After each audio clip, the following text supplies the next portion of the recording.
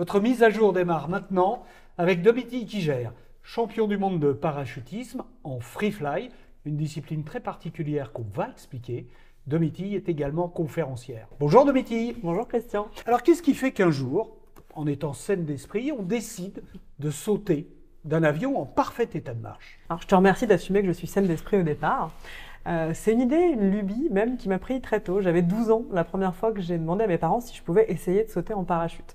Alors mes parents, n'y connaissant absolument rien et ne sachant pas que c'était pas possible à cet âge-là, m'ont emmené sur un centre de parachutisme. Et là, on m'a dit que j'étais trop petite et qu'il fallait revenir à 15 ans. Et ce désir-là, il est né d'une question posée par ma maman qui m'a demandé cet été-là si j'avais envie d'essayer quelque chose, une nouvelle activité sportive. Moi, à l'époque, je faisais beaucoup d'équitation. Donc j'avais l'impression, du haut de mes 12 ans, de maîtriser l'élément terre. Et j'ai eu envie, au moment où cette question m'a été posée, d'explorer l'eau et l'air. Et alors les sports qui me sont venus en tête à ce moment-là, ça a été la plongée sous-marine pour l'eau et le parachutisme pour l'air. Alors pourquoi ces deux sports alors qu'il y en a plein d'autres, des sports d'eau et d'air? Je pense qu'il y a un rapport au contact direct avec l'élément. En plongée, on est complètement immergé. Dans le parachutisme, c'est la même chose. On n'est pas dans un cockpit, on est sous une voile au bout d'un moment, mais il y a cette première phase de chute libre où on est complètement immergé dans l'élément. Et je pense que j'avais envie de ce contact direct. Alors à un moment, tu as choisi l'air plutôt que l'eau. Ça s'est passé quand et comment? Alors j'ai été obligée de choisir l'eau d'abord, vu qu'à 12 ans on ne pouvait pas faire du parachutisme, mais on pouvait faire de la plongée. Donc j'en ai fait pendant 3 saisons et quand enfin j'ai eu 15 ans, après avoir continué à tonner mes parents, ils m'ont offert un tandem. Et là ça a été une révélation. Déjà parce que je l'avais vraiment longtemps attendu, donc j'avais cette curiosité et ce désir exacerbé par l'attente et parce que j'ai absolument adoré tout ce que j'y ai trouvé. À la fois en termes de sensations, la peur avant qui monte et qui se transforme en une explosion de joie à partir du moment où on est en l'air. Et puis la communauté que j'ai découvert. Moi j'étais une gamine qui n'avait pas beaucoup de copains, j'étais pas la fille la plus populaire à l'époque, à l'école. Et là j'ai découvert un groupe de gens qui avaient un sourire jusqu'aux oreilles, qui avaient l'air heureux d'être là, qui partageaient quelque chose et qui étaient reliés par ce point commun un peu improbable, mais cette intensité et ce plaisir. Et je me suis dit, ça, c'est ma tribu. Moi, je veux traîner avec eux. Alors, cette tribu, elle t'a fait progresser, puisque tu es devenue championne du monde de free fly. Bon, on ne sait pas ce que c'est que le free fly et comment on organise un championnat. Alors, le free fly, c'est une discipline artistique du parachutisme sportif. Donc, c'est un petit peu comme du patinage artistique, mais en l'air, au lieu d'être sur de la glace. C'est en équipe de 3 personnes. On a 2 performeurs et un vidéoman. Et le job du vidéoman est très important. Il fait partie intégrante de l'équipe parce que ce sont ces images qui vont être amenées aux juges. On n'a pas des juges qui sautent en même temps que nous pour nous regarder faire. On a donc 2 types de sauts, des libres et des imposés. Il y a 5 sauts de libre et 2 sauts d'imposés, 7 sauts au total dans une compétition.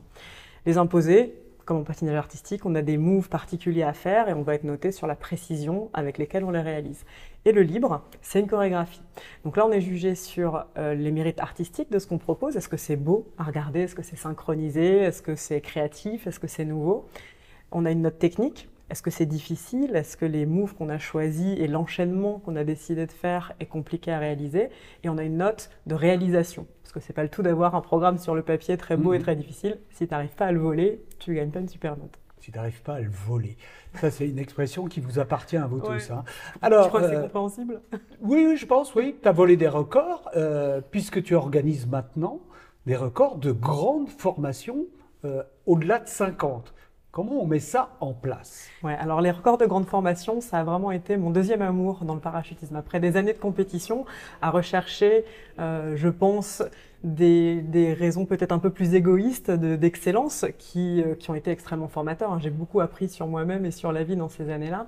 Mais une fois que ces coches-là ont été cochées, j'avais envie de faire quelque chose qui me permette de partager cette notion d'excellence et d'emmener avec moi plus de gens. Et c'est comme ça que je me suis lancée dans l'organisation des records. Alors, la grande formation, ça consiste à réaliser une figure accrochée les uns aux autres avec le plus grand nombre possible de personnes. Les plus grosses tentatives qu'on a réalisées, on est monté jusqu'à 200 personnes, qui n'a jamais complètement accroché, donc ça n'a pas été validé. Mais voilà, ça on part de 9 avions différents, donc ce sont des logistiques extrêmement complexes. Et d'un point de vue leadership, c'est absolument passionnant.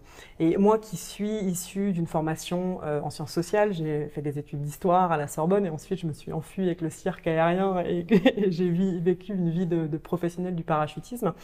Je me suis rendu compte, en portant un regard a posteriori sur ce que j'avais fait, qu'il y avait des leçons et des clés de leadership absolument passionnantes.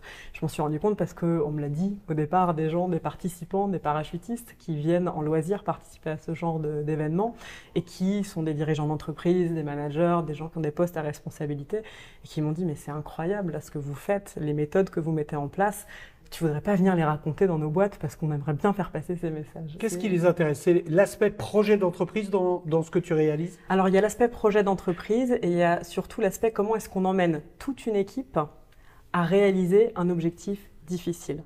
Et ça passe par plein d'étapes et c'est ce que je développe dans mes conférences, à la fois sur le côté motivation et désir de réaliser quelque chose. Comment est-ce qu'on passe d'une motivation purement individuelle et égoïste, moi j'ai envie de réussir dans la vie, j'ai envie de gagner de l'argent, j'ai envie d'avoir du succès, à j'ai envie que le groupe réussisse. Et ça, pour moi, c'est quelque chose qui fait une différence fondamentale dans la réussite de nos records. Un record où tout le monde n'est là que pour rajouter une ligne sur son CV parachutiste, ces dernières années, ça ne fonctionne plus. Alors qu'un record où on va avoir un objectif commun, où on va se battre pour quelque chose qui nous dépasse, avec un sens plus grand que nous, c'est le cas notamment dans les records du monde féminin. Le dernier, on honorait le centenaire de l'amendement 19 de la Constitution américaine qui accordait le droit de vote aux femmes. Et l'objectif avec ce saut-là, et la médiatisation qui a été avec derrière, ça a été à la fois de rendre hommage aux femmes qui nous ont précédées et à leur combat, et en même temps d'inspirer les générations actuelles et futures à vivre des vies audacieuses et courageuses. Et quand on a cette motivation qui nous dépasse, l'envie que ce qu'on fait, ça a une conséquence sur la vie des autres, et ben ça rend les performances beaucoup plus efficaces. Domiti, puisque tu en parles, quand on saute à 6000 mètres d'altitude, hommes, femmes, même combat? Alors sur le papier, même combat. Le parachutisme, c'est un sport qui demande un minimum de conditions physiques, mais c'est pas du marathon, c'est pas de l'athlétisme à l'extrême. Les différences biologiques n'ont pas d'importance. C'est pour ça que ce sont des disciplines qui sont mixtes. Moi, le free fly, j'étais en équipe avec 2 garçons. La plupart de mes compétiteurs étaient des hommes, et c'est pas grave, parce que c'est un sport qui est plus mental. Donc en théorie, il ne devrait pas y avoir de différence. Mais dans le cadre des records, on s'est rendu compte avec des copines à moi qui faisant ça depuis longtemps, c'est que les femmes avaient beaucoup moins d'opportunités au départ. C'était des hommes qui organisaient ces records, les records du monde à l'origine, et les femmes étaient souvent considérées comme étant un peu plus fragiles, à la fois techniquement et psychologiquement. Pas capables de tenir sous la pression, c'est quand même des sauts avec une grosse pression, il faut gérer son stress, gérer sa peur, gérer ses émotions. Et donc les femmes étaient considérées comme pas suffisamment costauds pour faire ça, et donc souvent écartées. Ou s'il y avait un arbitrage à faire entre un homme et une femme, c'était quasiment toujours l'homme qui était pris dans l'équipe.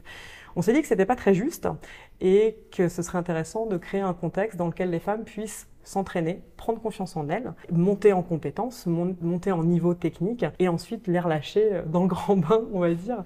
Et finalement, les événements féminins, ils ont toujours cette vocation-là, mais ils sont presque devenus, ils ont pris une vie en eux-mêmes parce que c'est vraiment des moments absolument géniaux et c'est devenu presque un terreau d'expérimentation de nouvelles méthodes. Ça a été extrêmement parlant il y a quelques années, il y a 2 ans, où on a eu un record mixte et un record féminin à quelques mois d'intervalle. Le record mixte n'a pas fonctionné, le record féminin a fonctionné.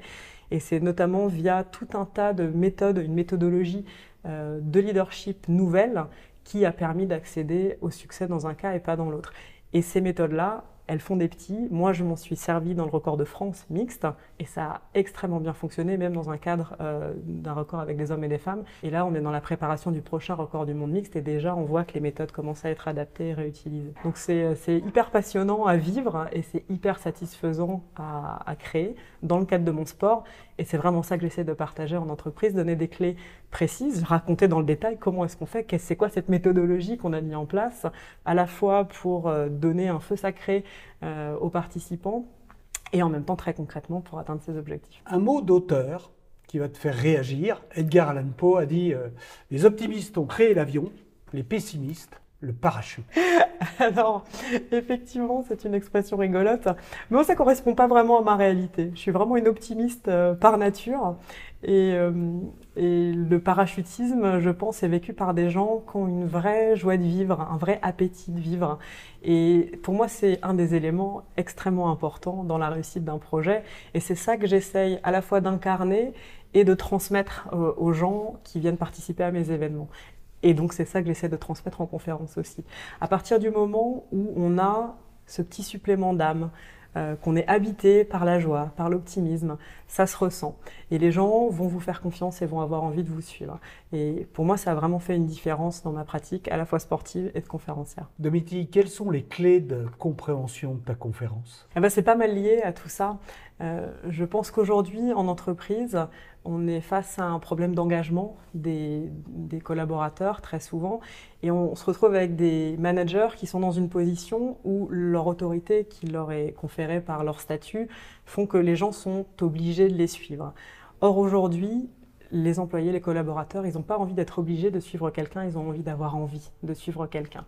Et c'est vraiment ça que j'essaie de transmettre en conférence. En racontant des histoires de grandes formations qui peuvent paraître très éloignées d'une réalité de l'entreprise, en réalité, on se rend compte qu'il y a énormément de parallèles et qu'en rajoutant ce supplément d'âme, en s'appuyant bien évidemment sur une méthodologie, sur une organisation au millimètre et sur de la technique, parce que le supplément d'âme, ça ne suffit pas pour accomplir un projet, il faut avoir ce socle solide d'organisation. Mais avec ce petit grain, cette petite touche supplémentaire, là on réussit à embarquer ces équipes et à accomplir des choses extraordinaires. Merci Domiti. Je t'en prie, merci. Domiti Ikiger, vous pouvez la retrouver avec sa fiche complète sur le site lesspeakers.com. Quant à moi, je vous dis à très vite pour votre prochaine mise à jour.